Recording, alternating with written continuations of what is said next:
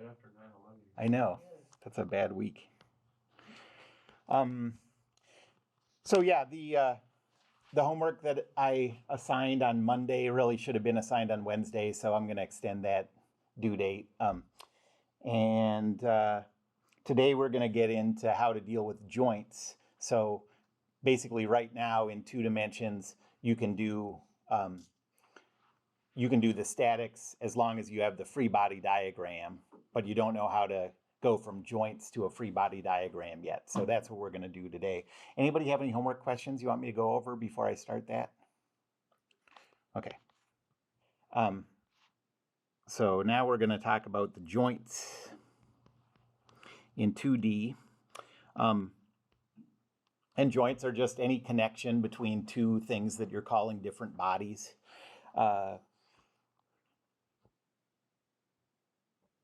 So a joint is a connection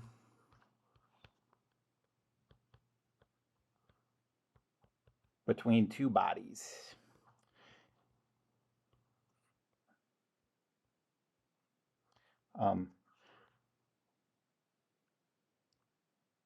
Any, single type of joint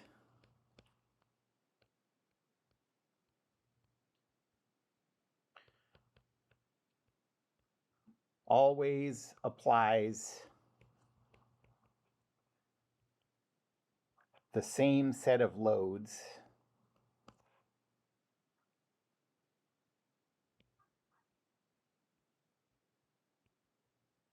to a body. And so what I'm saying there, so in parentheses, I'm going to say like no matter what other joints are acting on the body, you always treat a single joint type the same way. Is that just in statics? No, that's always, in dynamics too.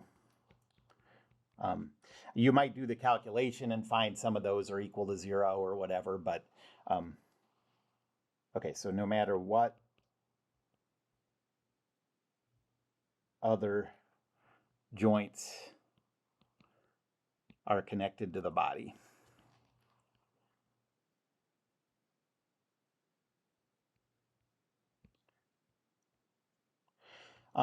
In 2D, okay, there are, so for a 2D body just hovering in space, okay, hovering in 2D space, there are 3 degrees of freedom that a body can have. There are 3 ways it can move. It can translate along whatever you're going to call the x-axis. It can translate along whatever you're going to call the y-axis, and it can rotate about one single axis because it's in 2D. Okay. The loads applied to a body by a joint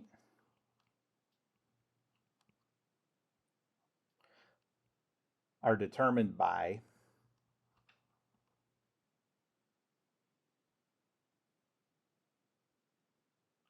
the degrees of freedom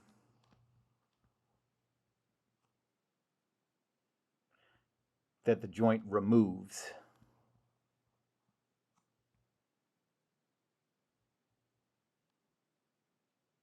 Or let's say eliminates.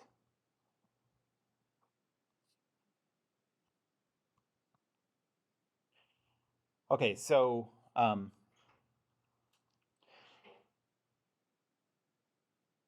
well, I'll talk about that as we go through it. But if this thing is just hovering in space, it has all 3 of its degrees of freedom. If you attach it to a hinge, at one corner, now try moving it along whatever you're calling the x-axis. It can't do it. Okay. Try translating it along whatever you're calling the y-axis. It can't do it. It can still rotate. Okay. And so since you're removing 2 components of translation, there's going to be 2 components of force applied to it by the joint. Since you're still allowing it to rotate, there's not going to be any couple applied to it. And that's just the way So you can make sense out of any joint by thinking about it that way. What degrees of freedom are eliminated?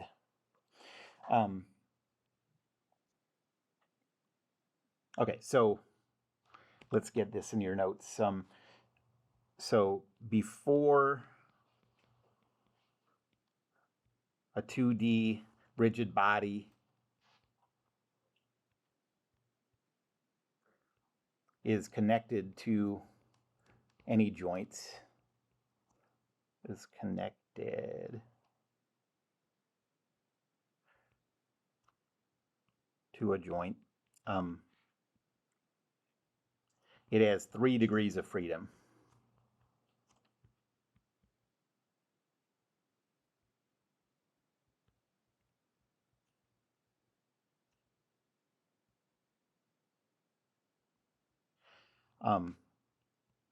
Translation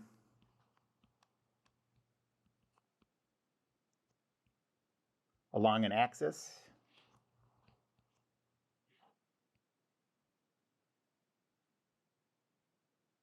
translation along a perpendicular axis,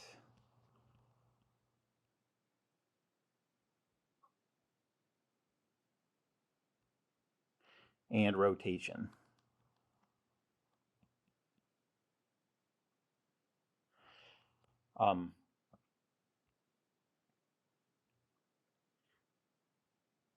This one and this one are eliminated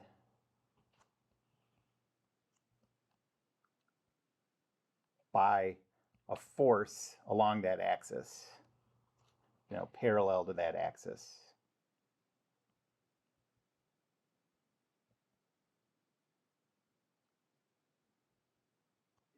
The rotation is eliminated by a couple.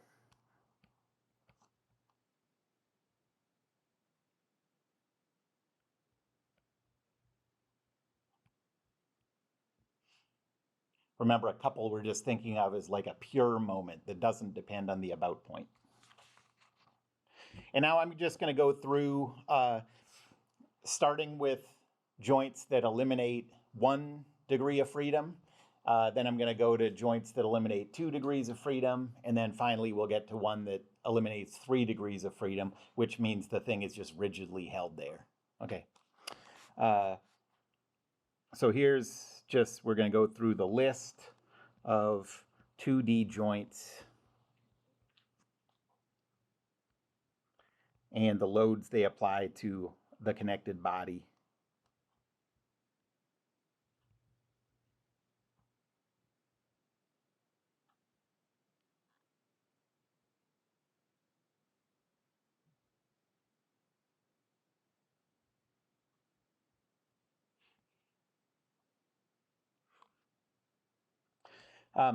So first, joint category 1.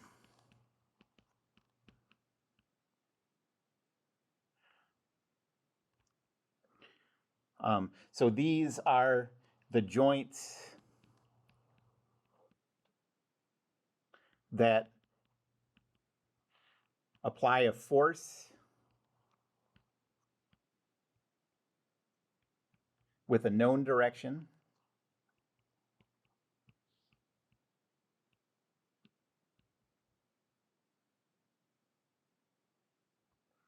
and these introduce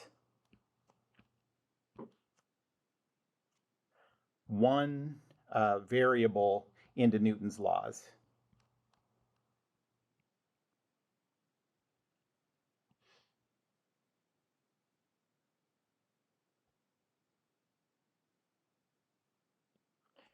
How many total variables, so for a single rigid body, how many total Newton's laws equations do we have to work with? 3, right? 2 from Newton's second law and 1 from the moment equation. So to solve a problem using statics, all we can have is 3 variables introduced by joints, okay? And that can happen a bunch of different ways with different combinations of joints or whatever. But if you ever get up to 4 or more variables that you've introduced, you just can't solve that rigid body using statics. Okay. So the first one of these is contact without friction. We already saw that with particle statics.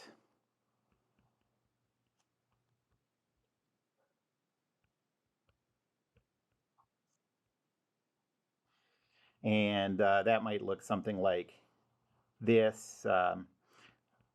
So you have a surface here, and you have a body here.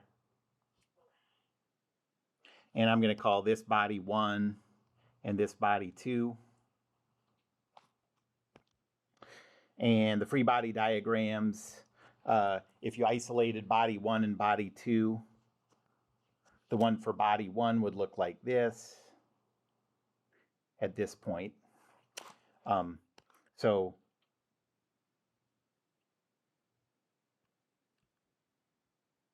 that dotted line is just to show the surface, and that force would be perpendicular to the surface like this. And I'll call this R.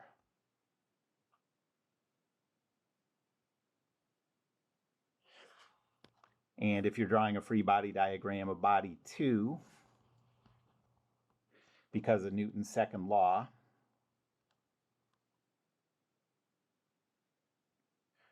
that force would be equal and opposite.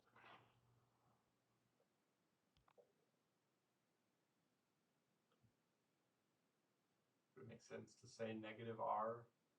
Or you just kind of... Okay, so yeah, that is a good question. Always think of this scalar that you put here, always think of that as multiplied by a unit vector to give you the full vector, okay? So however you draw the arrow, that's showing what the unit vector is. So if you draw your arrow like this, then you're going to, then whatever that unit vector is, you're going to multiply this variable r to it. Okay, so if you draw your arrow like this and put negative r there, you're clear to yourself on what that means, but that's not really what it means to someone else reading this. What that would say is that you're taking this negative r, multiplying it by this unit vector, and now you're getting this vector back. It's like a double negative. Yeah, so, but I mean, I guess if I were to put a little arrow above the R, or would that just not make any sense to do that? Yeah, put a scalar variable. So that variable should, the variable you put here should be a scalar, and it just demonstrates that the only variable you have in there is giving you the magnitude of that, or what you're multiplying by that unit vector. So, I mean, these two things are equivalent. You could draw that direction in the same direction as this one and put a negative r. Okay. That's perfectly fine. Or I think what makes more sense to me is to show the direction of the force and put a positive r. I guess so. And is that because you're trying to introduce as few variables as Yeah, possible? right. Yes, I mean, that's always going to be the struggle, is like, can we come up with enough equations to solve the variables? Putting extra variables in is almost always catastrophic, you know, for solving the problem, not for your daily life. And one thing to notice about this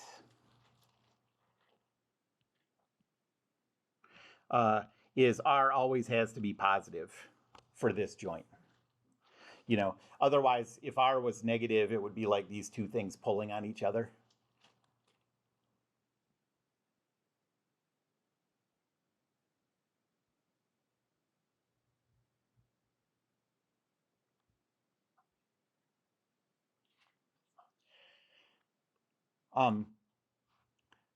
The other joint in this category is a pin and slot joint.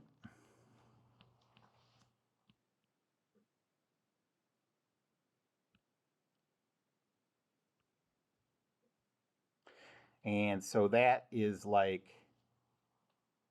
you have a body here, and it's connected by a pin to So that pin can slide in this slot that's in this other body.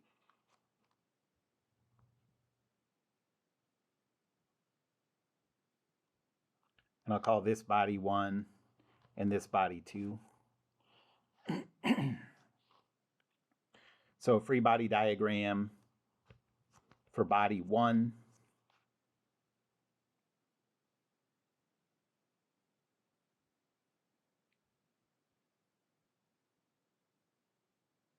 I'm going to just show the direction of that slot. And so this force is going to be perpendicular to that slot. And it'll have the variable r. And then, because of Newton's third law, if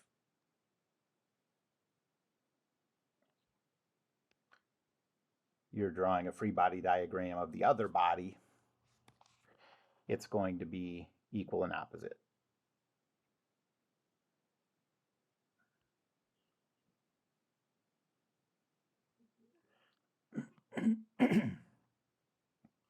So notice that with a pin and slot joint, the only difference between a pin and slot joint is a frictionless contact is that pin and slot joint will provide a force in either direction so that R can be positive or negative.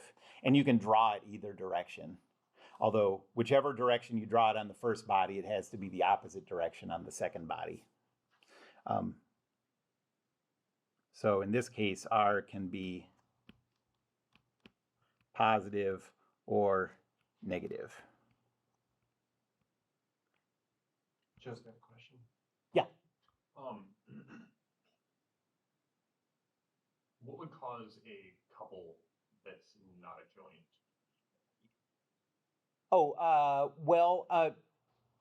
I mean, I guess it always has to be something touching the body. So in that sense, I guess it's always a joint, but you might put it on there that's not a joint. Like something connected to a motor or something could apply a couple, like the shaft of a motor. Yeah, but you're right that we'll mostly see it as a reaction load that's applied by joints. Like for example, we're going to see it when you, if you have a fixed joint, like a cantilever beam that's connected to the wall somehow, you know, that's fixed. It doesn't allow any rotation. And so that reaction has to apply a couple to the body. So let's just go back to these two and think about it in terms of the degrees of freedom that are eliminated to make sense out of these loads, okay? So first, contact without friction. Let's first start with, we'll think of our first axis as, can this thing sink into the surface perpendicularly? You know, it prevents a translation of that point perpendicular to that surface, right? So we know that there has to be a force that's perpendicular to that surface. And we'll think of that as the first axis, okay? So that's where that force comes from. It eliminates a translation of that point into the surface. Now think of a second axis perpendicular to that first one, okay? Does it prevent translation parallel to the surface? No, it's frictionless, so this slides freely, okay? So then we know that there's no component of force perpendicular to that first one. And then, does it allow rotation? Yeah, that body can rotate, you know? And sometimes people get a little confused about like, well, it can't rotate forever. Does that matter? Like, because eventually if you let this rotate down this way, it's gonna hit this body. We're only concerned about sort of the infinitesimal range of motion around this configuration that we're looking at, okay?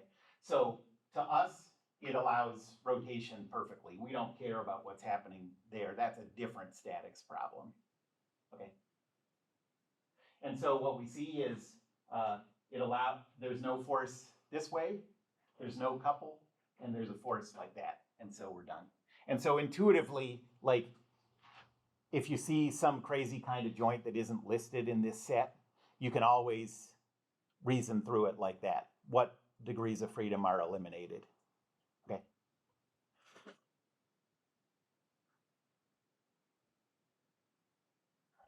So now we're going on to joint category 2.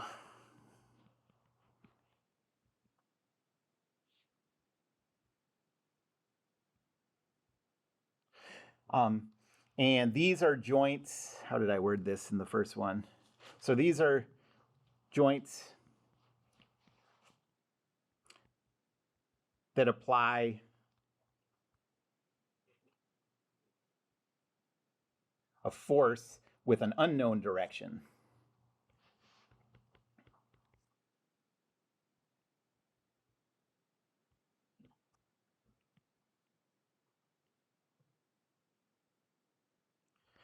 And because of that, these introduce 2 variables into Newton's laws.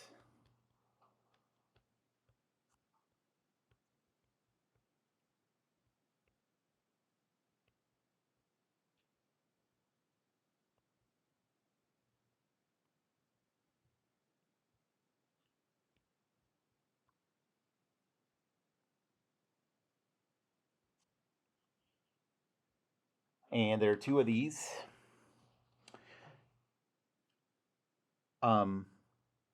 So the first one is a pin joint.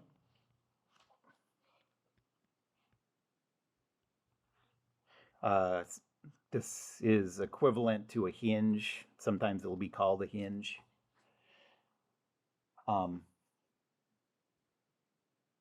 We saw, a pin joint before, but in the other case, that pin could slide along a slot. Okay. Oh, and that pin and slot joint, the same as I was just saying with the, does this thing allow rotation? Well, not 360 degrees of rotation. Does that matter? No, we only care about this configuration. Okay. Same with the slot of the pin and slot joint. Does this eliminate translation along that slot? Well, eventually it does, but we don't care about that. We only care about it in this configuration here. If that pin slides all the way to the end, then that's a different statics problem we have to do. Okay. Okay, but this is a pin joint that just connects these 2 bodies. There's a hinge between them. They can rotate, but those 2 points are stuck together. And so this would look like, so you'd have a pin here connecting things like that. Call this body 1 and this body 2. A free body diagram of body 1 would look like this. You have a full unknown force vector, and you would represent this as the force on body 1 by body 2. So you're going to have to get used to this notation, meaning on 1 by 2. And then if you're unlucky in a later class and you have a professor who uses that subscript in the other way, that what he means is the force by body 1 on body 2, then you're just going to have to, get used to doing it that way for a semester or whatever. And there's just no, I wish I could tell you that would never happen. But this is a little more common among engineering people, and the other one is more common among physics people. I'd say this is a lot more common. Those damn physics people. Yeah, they do everything like that. The same with, in thermo, they talk about heat as being heat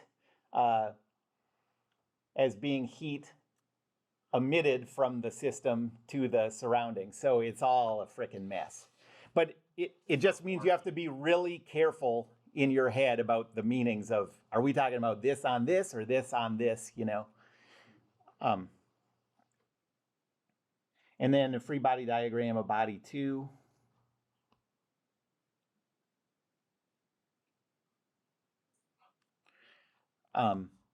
So the way I'm going to do it in this class and the way I think, like, there are other ways that are perfectly valid that you could use, but I don't think you want to get in the habit of doing things the opposite of me. That's just going to be chaos. So I'm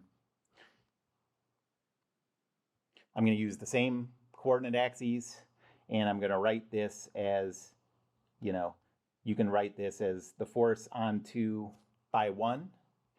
But in order to have the fewest variables possible, recognize that this is equal to negative F12.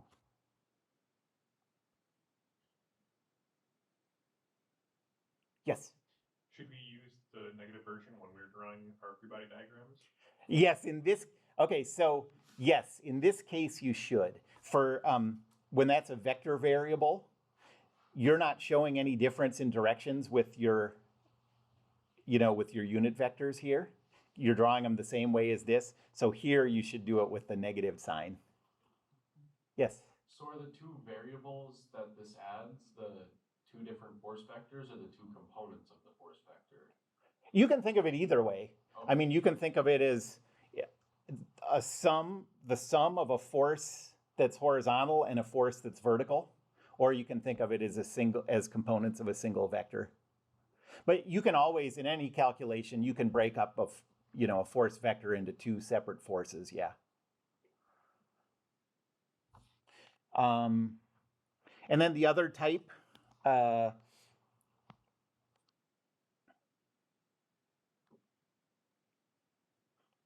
is a friction contact.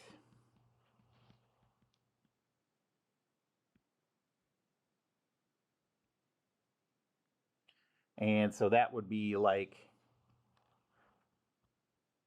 you have a surface. The problem would just have to tell you that there is or isn't friction in this. The contact looks the same as in the picture as it does with frictionless. And this is body 1 and this is body 2.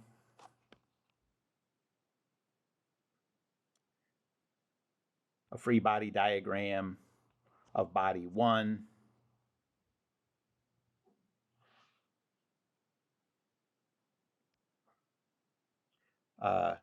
You're just going to represent that as, so it doesn't matter what the direction of the surface is or anything like that. You're just going to write this as the force on 1 by 2.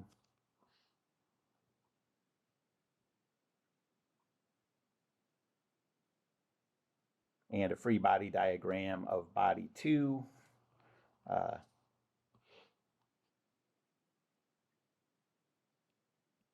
Is just going to be negative F12 or F21. But this is the one you want.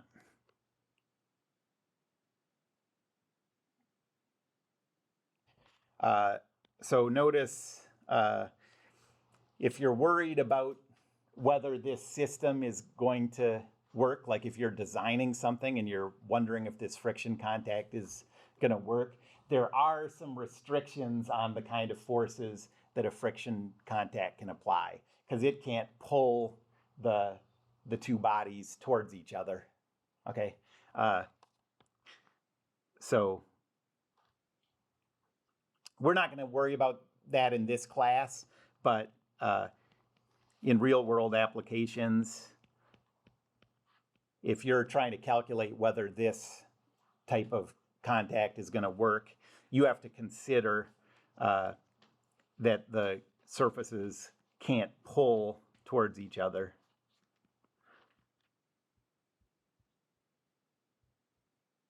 Pull.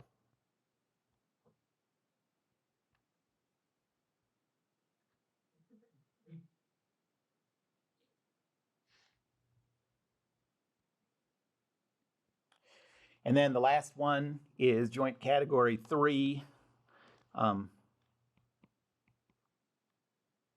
This is a very select club with only one member.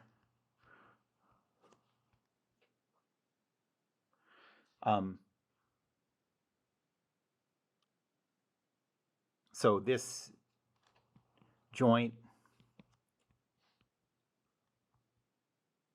applies a force vector with an unknown direction.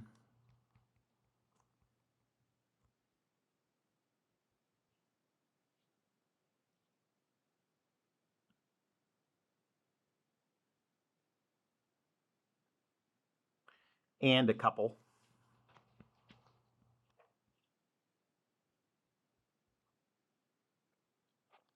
And it introduces three variables into Newton's laws.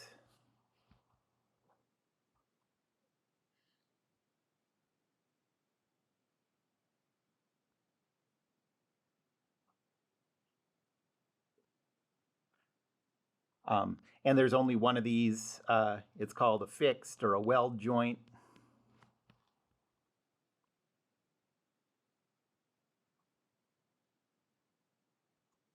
And it just means that the bodies are rigidly fixed together. You could think of them as the same body.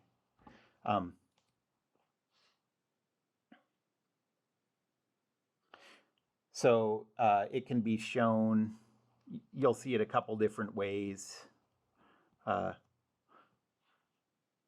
One is just like this, and let's call this body 1 and this body 2. And the other way, sometimes you see it shown with sort of like a dovetail.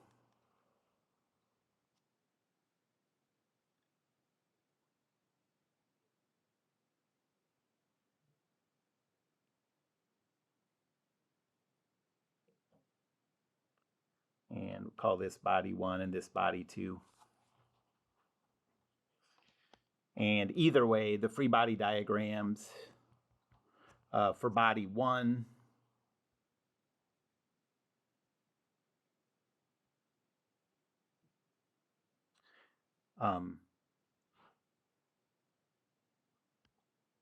you have a force vector, I'll call that vector R, and you have a couple that I'll show like this, and I'll call it M for moment.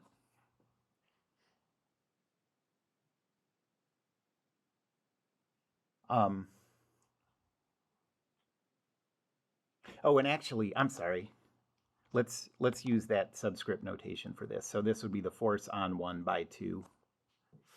And for M, you can also, as long as you show all of your couple directions as counterclockwise, you can use that subscript notation for this too. That's the couple applied to 1 by 2. Would you normally overlap them like that? Yeah, I do. But it does make a big difference in just understanding what's going on if you can figure out a way to make it not too super cluttered with all your things happening in one spot. And then for the other body, then, you would represent this as the force on 1 by 2 negative, and negative moment on 1 by 2.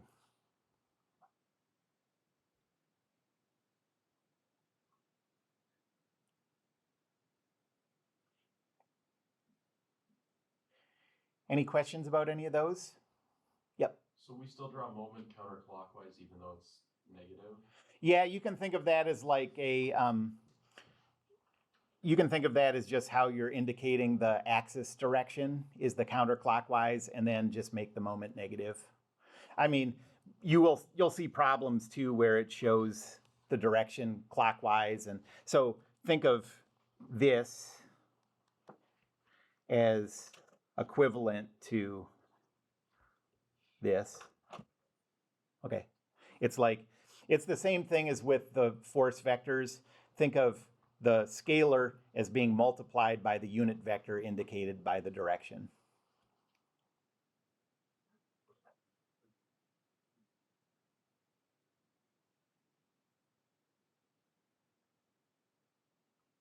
Okay, let's do some examples and how to deal with these.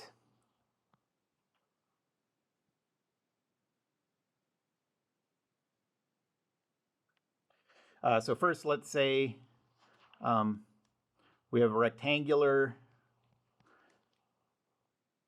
shaped object.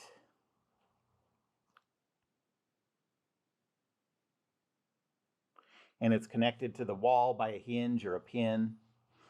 And then over here, there's a cable at a 45-degree angle.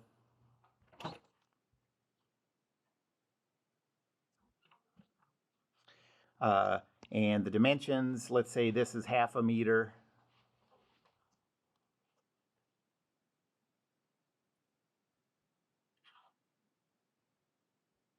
And this is 0.3 meters.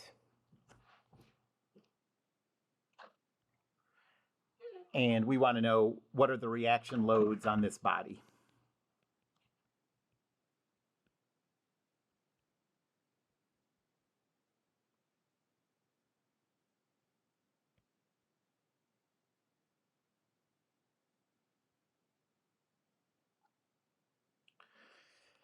So really the only thing we haven't done yet is come up with the free body diagram from this. Once we're there, we've already done the statics of how to do that calculation.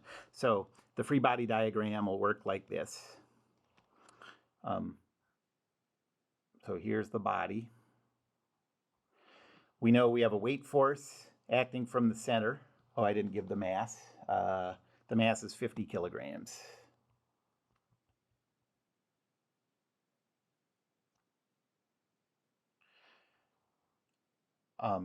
And so the weight force is 50 times 9.81, so 490.5 acting down.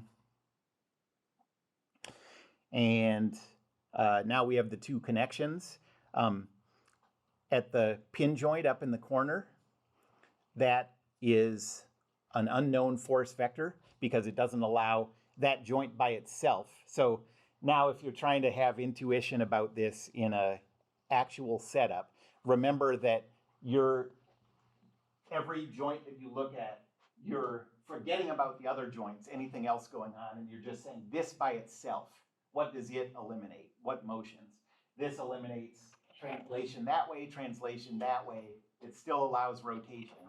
So you can tell, even without looking at the table of things I just gave you, that this is going to be an unknown force vector that it applies.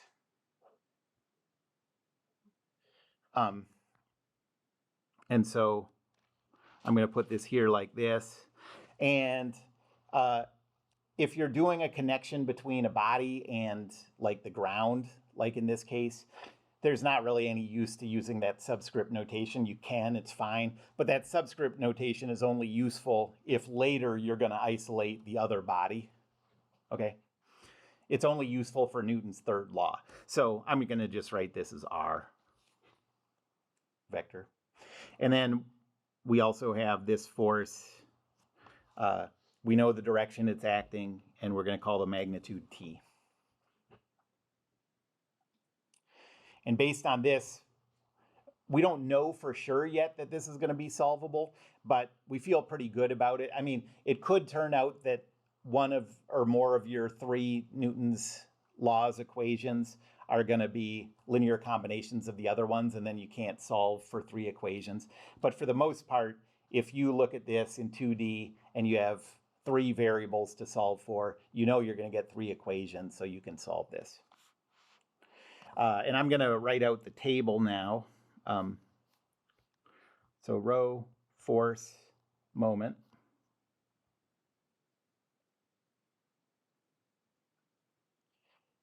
And I'm going to put my about point here.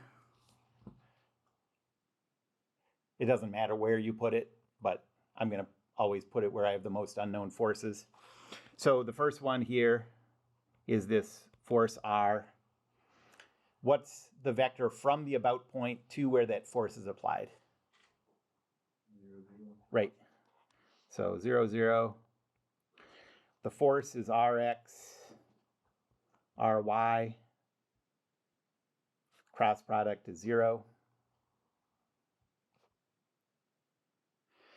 Next, I'll do the weight force. What's the vector from the about point to where that force is applied? -0.3, and then Right. Yeah, 0.25x. Actually, it's 0.15 because it's halfway for both of them. So negative 0.15. Okay. Any questions about that? And then the weight force is 0, negative 490.5. And then I'm going to need to calculate. Oh, no, I have it here. So cross product, this times this minus this times this gives you negative 122.625.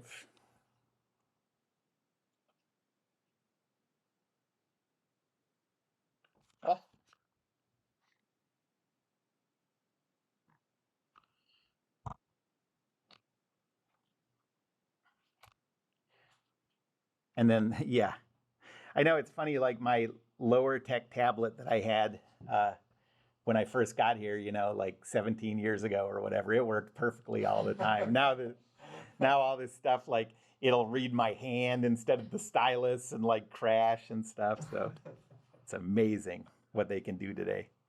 And then the last one is the cable force.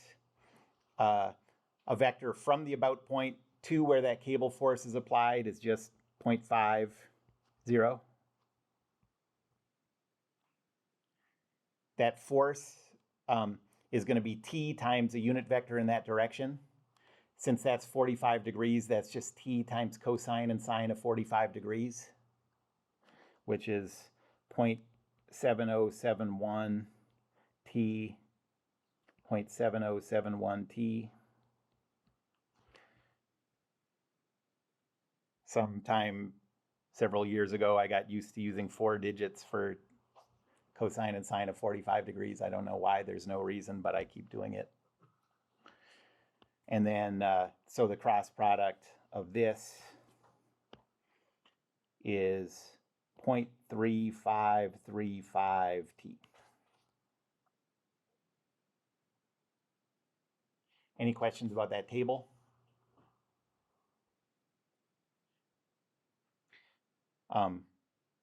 And so now we have all these for Newton's second law, all these for the moment equation, and so Newton's second law says Rx, Ry plus 0, negative 490.5 plus 0.7071 t, 0.7071 t is equal to zeros.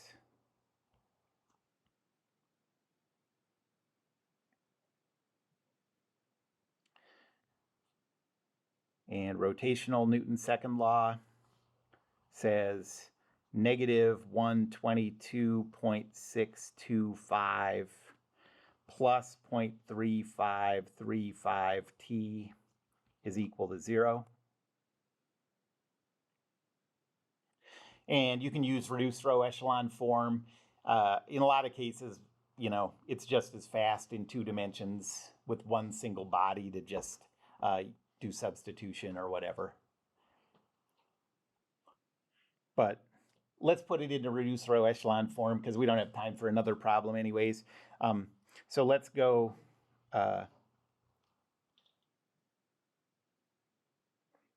So we have 3 equations and 3 variables. That means we're going to have 3 rows and 4 columns.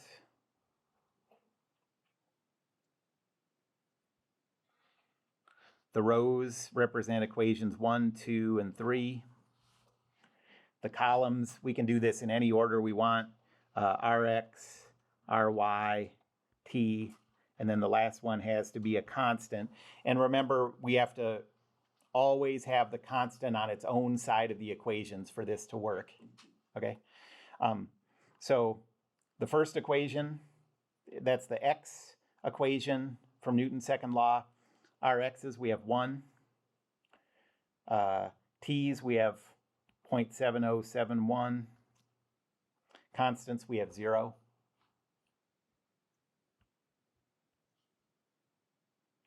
The second equation, our y's, we have 1. T's, we have 0.7071. The constant, when you move it to the other side, is positive 490.5. And then the third equation, T's, we have 0.3535. The constant moved to the other side of the equation is 122.625. We have zeros. And notice, I mean, maybe this occurred to you right away, but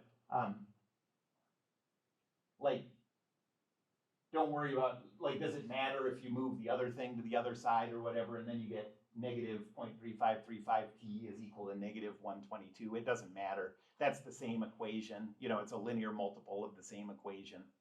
So it doesn't matter whether you have negatives or positives.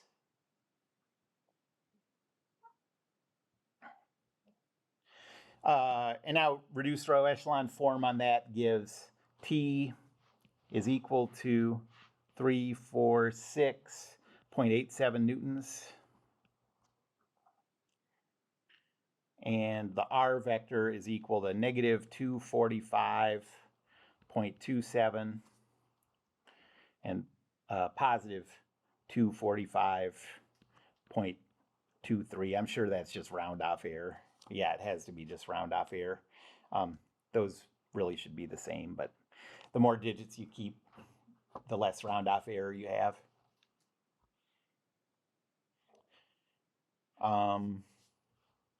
And so, you know, the use of this is if you want to make a setup like this and you're trying to do it as cheaply as possible for a company or whatever, or a research project, you want to know what materials you have to use for this pin joint, for example, or you have to figure out how thick this cable has to be.